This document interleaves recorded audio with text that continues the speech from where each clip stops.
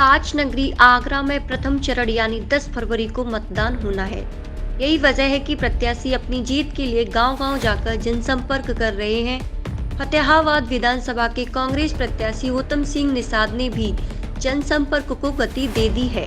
होतम सिंह निषाद कांग्रेस की विचारधारा के साथ जनता से जनसंपर्क कर रहे हैं और अपनी जीत का दम भर रहे हैं।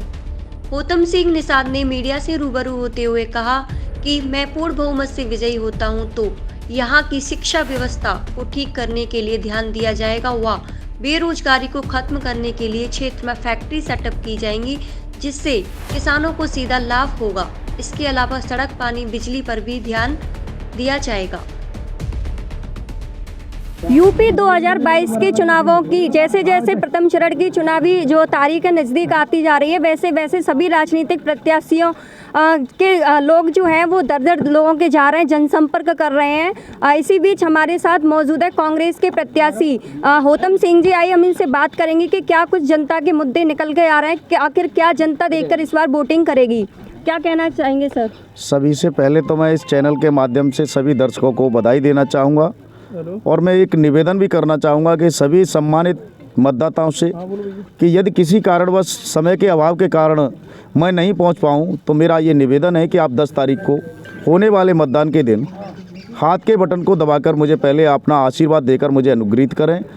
साथ ही बात करें मुद्दों की, तो मुद्दों की बात यह है कि इस क्षेत्र को अगर मैं विधायक बनता हूँ, सबसे पहले मेरा ये काम होगा कि किसानों को नहर के माध्यम से जल मुहैया कराना, जितने भी चौराहे, प्रमुख चौराहे हैं, वहाँ पर यात्री प्रतीक्षालय बनाना, या प्रमुख चौराहों पर यात्री प्रतीक्षालय के पास में एक पेयजल व्यवस्था को मजबूत करना, जहाँ पर एक आम नागरिक, कहीं पर कोई भी एक गरीब आदमी जाता है, भाई जिसके पास पैसा है वो आदमी तो अपनी गाड़ी से जाएगा, कार से जाएगा, और जो आम गरीब नागरिक है वो जाकर के चौराहे पर खड़ा हो जाता है, बारिश की चाहे मार हो चाहे वो तपती धूप हो, वहाँ खड़ा होने के लिए व्यवस्था नहीं है। तो मैंने प्रतिज्ञा की है कि ये ज़्यादा मोटा खर्चा नहीं है, अगर मुझे ये सौभाग्य प्राप्त हुआ तो मुश्किल से 1 लाख रुपए में यात्री प्रतीक्षालय बन जाता है।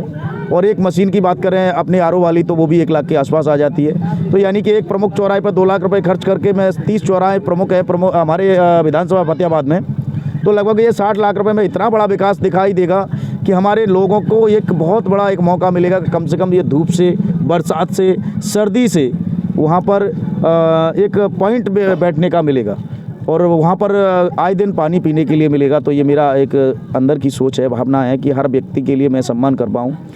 और देखिए, बेटियों के लिए हमारी दीदी पूरा काम कर रही हैं। आज 40% उन्होंने बेटियों के लिए हिस्सेदारी की बात कही है। ये वास्तव में कर दिखाया है कि 40% टिकटों में हिस्सेदारी दे दी है। और भर्तियों की उन्होंने कहा है, रोज़गार की बात कहा है कि मैं महिलाओं को 40% हिस्सेदारी दूंगी, और वो करके दिखा रही हैं। हम सरकार बनाने जा रहे हैं, उस सरकार में ये हमारी हिस्सेदारी होगी कि हमारी सभी बहनें 40% हिस्सा अपना प्राप्त करेंगी। और जो भी हमारे नौजवान भाई हैं वो सभी भर्तियों में, रोजगारों में, वो विकास कार्यों में, सभी जगह पर हम लोग 60% पुरुषों के लिए हिस्सेदारी प्राप्त रहेगी। जैसे यहाँ पे सपा प्रत्याशी जो रूपाली दीक्षित जी हैं, छोटेलाल वर्मा जी हैं बीजेपी पार्टी से, वो किस प्रकार से आपको टक्कर देंगे? देखिए, मुझे कोई टक्कर देने वाला नहीं भाई। एक बात बता दो, टक्कर उससे होती है जिसका ड्राइवर खराब हो, और जिसका ड्राइवर ही सही है तो वो टक्कर होने का चांस ही नहीं रखता है अपने अंदर। वो तो किसी भी चट्टान पर गाड़ी को चढ़ा सकता है।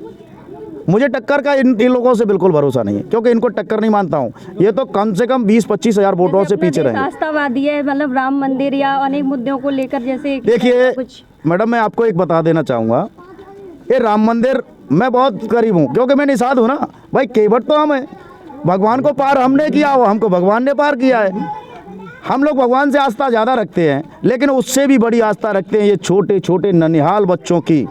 इनकी शिक्षा को बदहाल कर दिया योगी मोदी की सरकार ने। इन बच्चों को आने वाली पीढ़ी, ये बच्चे आने वाली पीढ़ी हम लोगों से गालियां देंगे, क्योंकि इनकी जो शिक्षा पर इन लोगों ने बिल्कुल भी कोई प्रबंध नहीं किया है। शिक्षा को बेहाल कर दिया है। टीचर स्कूल में जाकर के गप लड़ाते हैं, लॉकडाउन लग जाता है, बच्चे स्कूल में जाएंगे नहीं तो उनकी शिक्षा का क्या होगा? बुरा प्रभाव पड़ेगा कि नहीं पड़ेगा?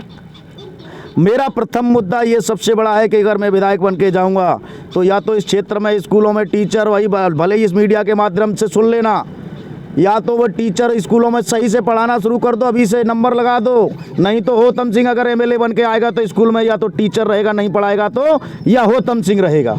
ये मेरी प्रतिज्ञा है। क्योंकि पहले मैं बच्चों की पढ़ाई पर ध्यान दे रहा हूँ। मैं गरीबों की, पीड़ितों की, शोषितों की, वंचितों की आवाज़ को बुलंद करना चाहता हूँ। थानों में जो अवैध तरीके से वसूली होती है, मैं उसके खिलाफ लड़ना चाहता हूँ। चाहे वो लेखपाल हो, राजस्व कर्मचारी हो, किसान की जा कर के वहाँ से एक साइन करने का रुपया मांगा जाता है, मैं उसके खिलाफ लड़ना चाहता हूँ। चाहे वो किसी प्रकार से बिजली विभाग का अगर अधिकारी आकर के फर्जी मीटर की रीडिंग लेकर के वो हमारे किसान भाइयों को, गरीब जनता को शोषित करता है, मैं उसके खिलाफ लड़ना चाहता हूँ। ये मेरे मुद्दे हैं। तो क्या लगता है इस बार जनता का समर्थन मिलेगा? बिल्कुल पूरा समर्थन। देखिए ये आवाज़ निकल रही है गांव के लोग, अभी मैं अकेला था और चंद मिनटों में ये गांव के लोग इकट्ठे हो गए, तो इसका मतलब समर्थन है कि नहीं? आप ही देख लीजिए, मैं नहीं कह रहा हूँ इस बात को। ये गांव के लोग, आसपास के लोग आवाज़ सुन करके आ रहे हैं, शोर शराबा सुन करके आ रहे हैं, ये मुझे आशीर्वाद दे रहे हैं अपने आप। उनको पता है कि उत्तम भैया विधानसभा से इन्होंने बताया कि अगर वो यहाँ से प्रत्याशी जीतते हैं तो यहाँ पर व्यवस्थाएं, हॉस्पिटल्स की, रोड, सड़क, नाली, बिजली, सभी चीज़ों से वो लोगों को लाभान्वित करेंगे। आगरा से सीमा राठौर के सनवाइज।